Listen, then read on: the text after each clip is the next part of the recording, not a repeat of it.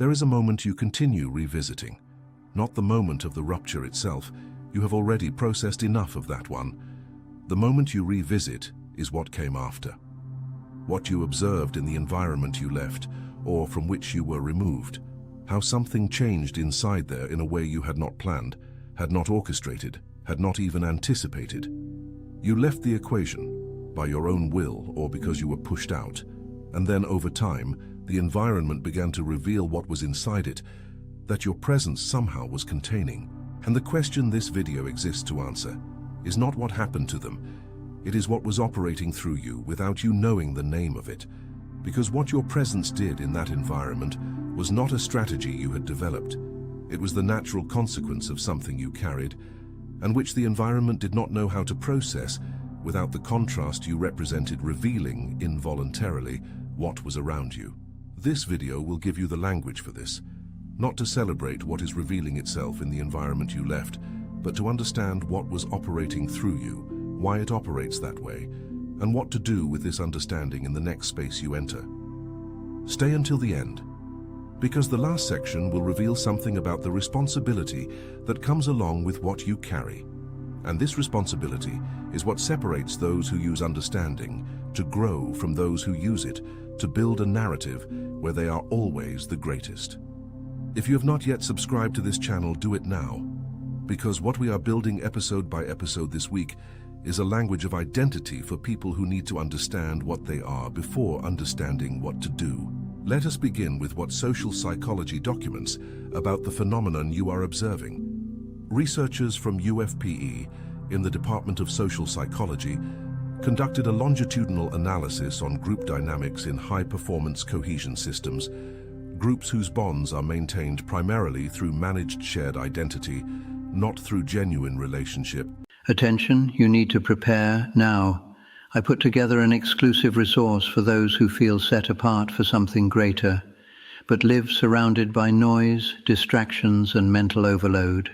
This is a 30-day journey that will transform your life, a guided path to armor your mind and prepare for what's coming, with daily practices of focus, boundaries, and discipline. Stop negotiating with the noise. Learn to spot distractions before they control you and strengthen your mind. Also available in an immersive audio version. Over 10,000 readers have already transformed their lives through the 30-day journey. Thousands of people have already started this transformation. People like you who were tired of living in the fog, ordinary people who decided to stop accepting mental chaos. Take advantage of this limited time offer only this month. Access your link just below in the pinned comment. The study identified what they called the contrast anchoring effect, the presence of an element with high internal congruence in a group of low congruence functions as a reality anchor that, involuntarily, offers a reference point by which the incongruities of the other members become, for themselves, harder to ignore. In direct language, when someone genuine is present in a performance group, the performance of the others continues, but with a higher internal cost because the contrast is visible. The genuine person does not need to point out the performance. The performance feels the difference between itself and the genuine without anyone needing to say anything. And then the study documented what happens when this anchoring element is removed. Not immediately. There is a period of relief because the tension of the contrast disappears, but progressively, without the external reference point, the system begins to use itself as a measure, and when performances begin to evaluate one another without any standard of genuineness nearby, the internal inconsistencies of each become the only mirror available. What was kept stable by the contrast begins to become visible without it. You did not cause what is revealing itself in that environment. You were the reference point that made the revelation delayed. And when you left or were removed, the delay ended. Researchers from UFSC, in a study on the collapse of group cohesion after the loss of a differentiating element, identified that the average time between the removal of the anchoring element and the onset of visible internal tensions within the group was 2 to 6 weeks for small groups and 2 to 4 months for larger relational networks. The revelation is not immediate. It follows the timing of the process. But it happens, because what was being delayed by the contrast does not disappear when the contrast leaves. It simply remains without that which kept it contained. This is not a judgment on the people in the environment. It is structure.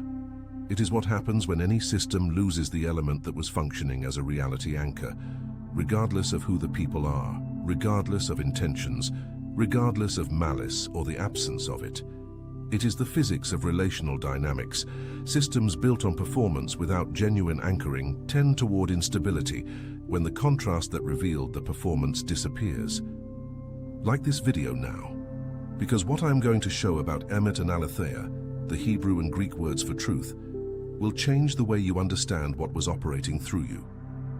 In biblical Hebrew, the word emet, is translated as truth, but the root of this term is aman, firmness, structural solidity, that which sustains weight.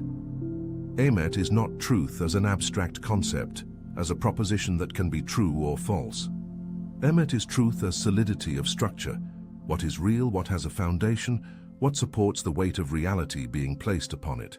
And the Hebrew tradition uses emet in contrast with shava, shav, which describes what is empty, what appears solid, but does not sustain weight when tested. Emet and shav are not just truth and lie in the moral sense, they are solidity and the appearance of solidity.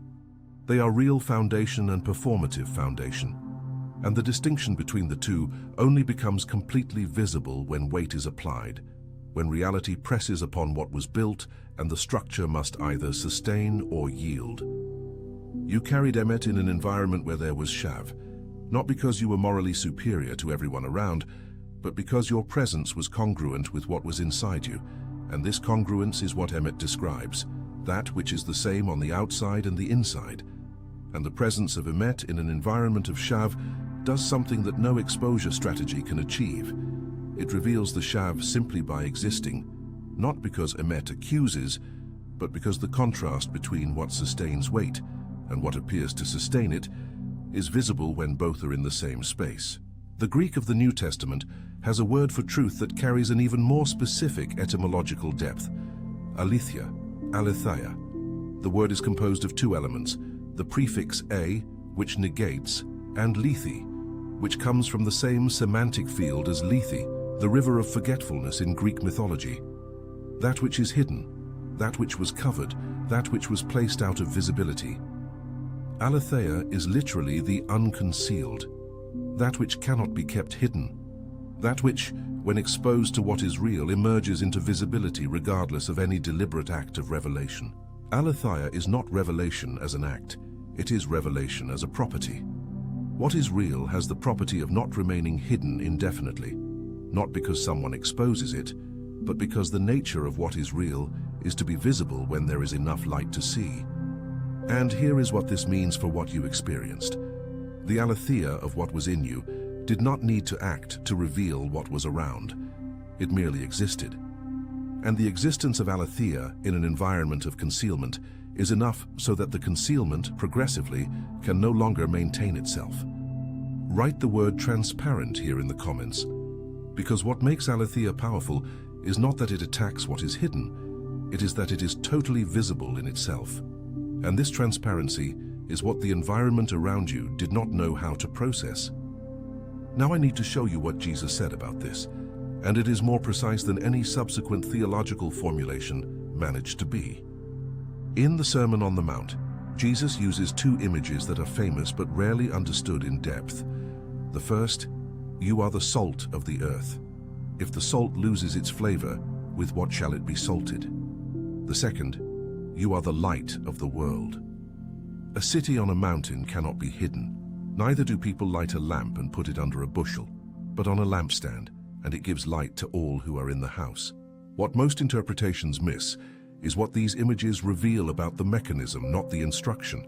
Jesus is not saying, be salt, be light. He is describing what you already are and the natural consequences of that reality. Salt that is salt does not need instruction to salt. Light that is light does not need instruction to illuminate. Both produce effects by their nature, not by their decision.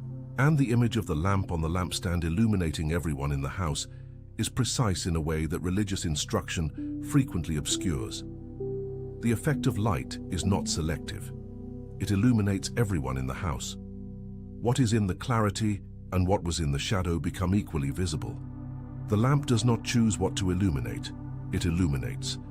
And what was hidden in the shadows of the house becomes visible not because the lamp attacked the shadows, but because light, by nature, does not coexist with darkness in the same space.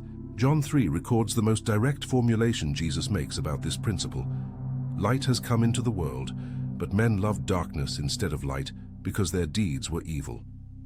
Everyone who does evil hates the light and will not come into the light for fear that their deeds will be exposed. But whoever lives by the truth comes into the light, so that it may be seen plainly that what they have done has been done in God. Notice what is being described.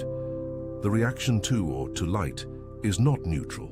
Those whose works cannot bear to be seen react to the presence of light by distancing themselves, not necessarily with declared hostility, sometimes with the sophisticated hostility of removing what illuminates. If you cannot extinguish the light, you remove what carries it from the environment where its presence disturbs. And the withdrawal, voluntary or forced, of what carries or is the most common way to attempt to restore the shadow that was necessary for what cannot bear light to remain invisible. You were either the lamp that left or the lamp that was removed. In either case, the house became darker, not because you did something, because the light left.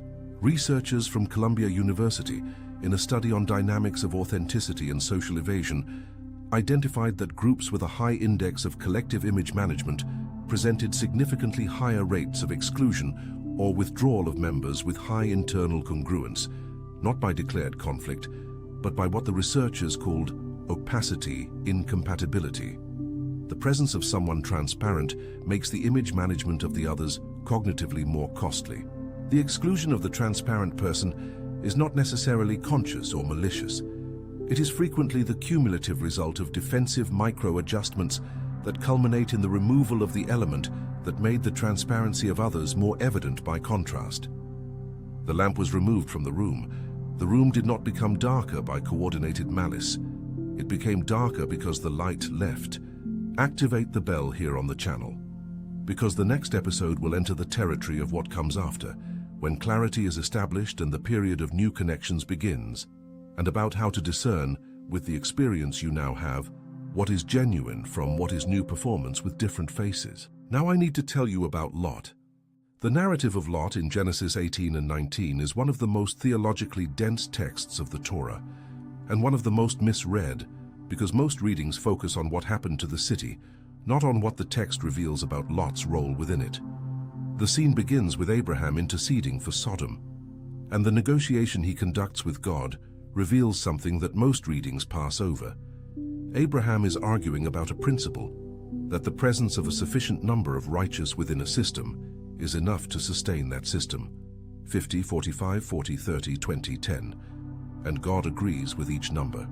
The presence of the righteous has a sustaining function, not by individual merit, but by the structural function that the emet carried by genuine people exerts on the surrounding environment. And then the angels arrive in Sodom to find Lot. And what the angel said to Lot before any other instruction is the phrase that matters for this video. Get up, take your wife and your 2 daughters who are here, or you will be swept away when the city is punished. For we cannot do anything until you reach it. We cannot do anything until you leave. What this reveals is not about judgment, it is about function. Lot's presence, even with all his imperfections documented throughout the narrative, was exerting a function of containment in the environment.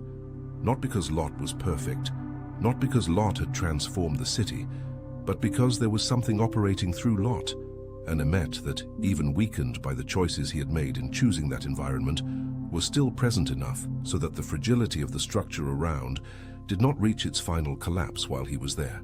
The angels could not act while Lot was present. The containment function was active, and when Lot left, when the presence was removed, that which was already fragile reached what fragility inevitably produces when there is nothing left to delay it. You did not cause what is revealing itself in the environment you left. You were what delayed the revelation.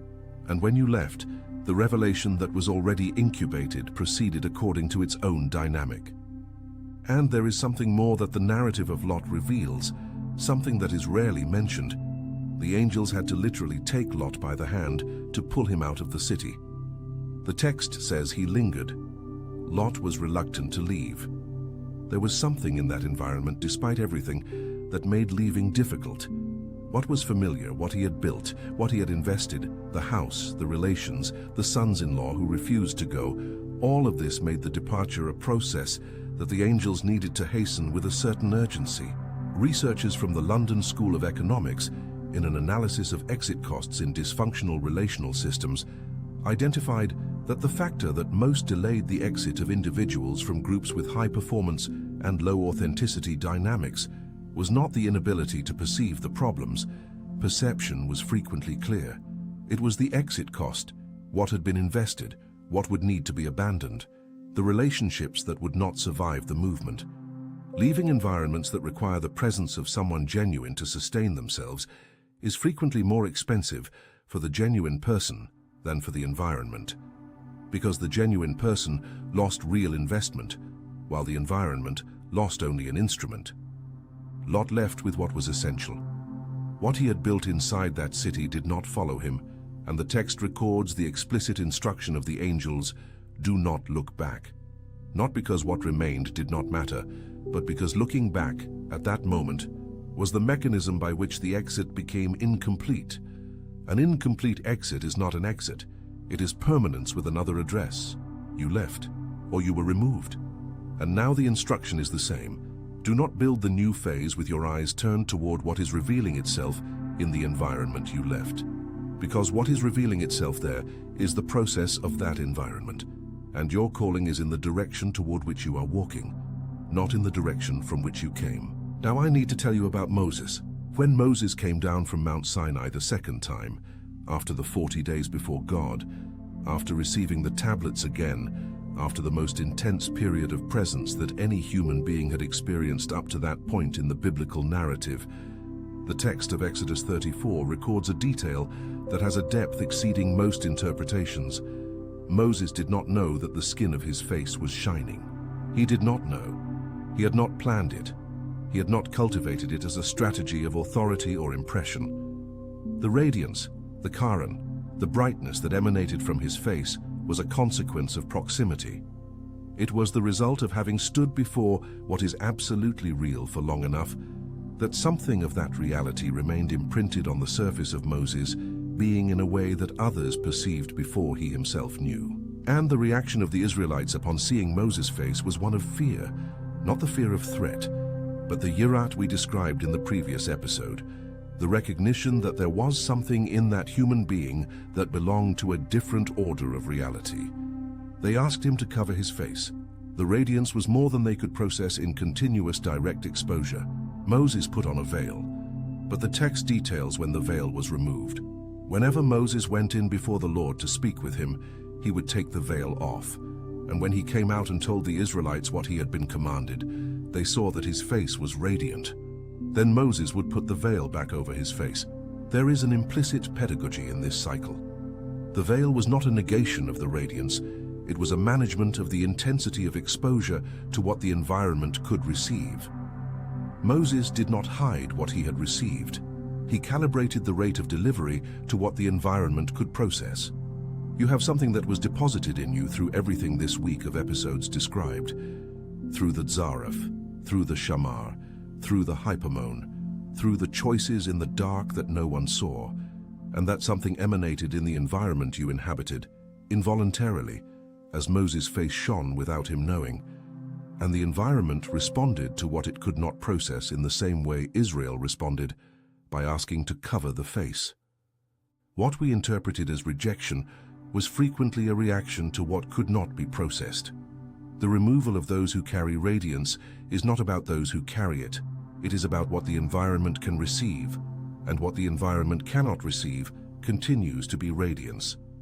The inability to receive does not change the nature of what is offered. Researchers from UFPE, in the same study on anchoring dynamics, identified that individuals with high internal congruence frequently reported a history of removal from low congruence environments, not due to declared conflict, but due to processing incompatibility.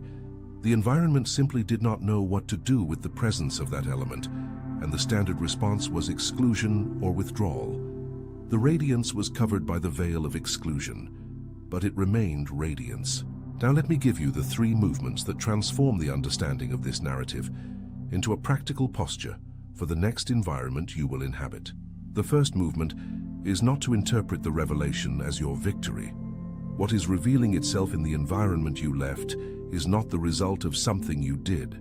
It is the natural result of the removal of what was functioning as an anchor of emet. Interpreting this as victory, as confirmation that you were right and the others were wrong, is to transform what is structural into an ego narrative. And the ego narrative will follow you to the next environment and produce there the same problems it produced here. What Aletheia reveals is not your conquest. It is the functioning of Emet according to its own nature. You are not the judge, you are the contrast, and the distinction matters. The second movement is not to use what you learned as a weapon. The understanding of how performance works, of how low congruence systems operate, of how the exclusion of the genuine is the self-preservation mechanism of systems that cannot bear contrast. This knowledge is valuable for discernment, but discernment and suspicion are not the same thing. Using what you learn to enter the next environment with the lens of where is the performance here is to transform the instrument of discernment into a mechanism of preventive distrust. And preventive distrust closes you off exactly from the genuine connections that the next chapter will need you to make. The third movement is the guarding of the quality of transparency that made you what you were in that environment. This is the hardest one, because the natural temptation after a period of exclusion or removal is to protect what was wounded by reducing transparency, to be a little less visible, to reveal a little less, to invest a little more slowly. And there is wisdom in calibration, in Moses' lesson about the veil. But there is a radical difference between calibrating exposure and covering the source. Moses' veil did not extinguish the radiance, it only regulated the rate of delivery. You can calibrate without covering. You can enter with discernment without entering with closure. The transparency that was your involuntary instrument of revelation in previous environments will be the same instrument in the next. And the next environment, the one being prepared for what you have become, will be capable of receiving what the previous ones could not. Share this video with someone who is interpreting their removal from an environment as a sign that there was something wrong with them. Because the language of Emet, of Aletheia, of awe, the language of presence that reveals without strategy, can be the difference between someone who leaves a rupture diminished and someone who leaves understanding what they carry and what they will do with it in the next chapter. There is something that needs to be said clearly before closing, because it is where this episode could easily be misread. Nothing that was said here is an assertion that the environment you left was entirely performance and you were entirely authenticity. Environments are composed of complex people. Complex people have genuine dimensions and performative dimensions simultaneously. You have them too. The distinction between Emet and Shav does not map perfectly onto individuals as fixed categories. It describes the predominance of a pattern in a system, not the immutable essence of each person within it. What is true is that there was in you a quality of congruence, produced by the process of this entire week of episodes, by the Tzaraf and the Shamar and the Hypermon, that functioned in an environment in a way that the environment did not know how to name but felt. And when that quality left, the environment felt the difference. This does not make you perfect. It makes you someone who was carrying something of value that the environment did not fully appreciate while you were present. It is what frequently happens with Emet. It is more visible in absence than in presence. The salt that was preserving the food is only noticed when the food begins to deteriorate after the salt has been removed. The lamp that was illuminating the room is only felt when the room becomes dark after it has left. The presence of Lot that was containing the environment was only recognized by the angels who came to get him, not by the environment that had received him. You did not need to be recognized while you were present for what you carried to be real. And you do not need the confirmation of the environment's collapse to know what was in you. Aletheia does not require recognition to be emet.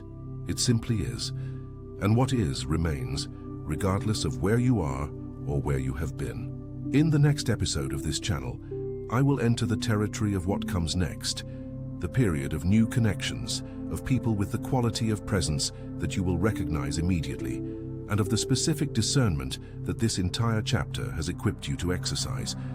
Because the version of you that will enter the next environments is qualitatively different from the one that entered the previous ones. And that difference changes everything about what you will find and how you will find it. The hole that was opened in the structure of that environment was not opened by you. It was opened by the nature of what you carried, which does not know how to be anything other than what it is.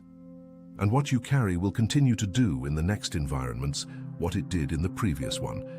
Reveal by the contrast of your presence what is solid and what appears to be solid. You are the lamp, and you are not made to be put under a bushel. Attention, you need to prepare now.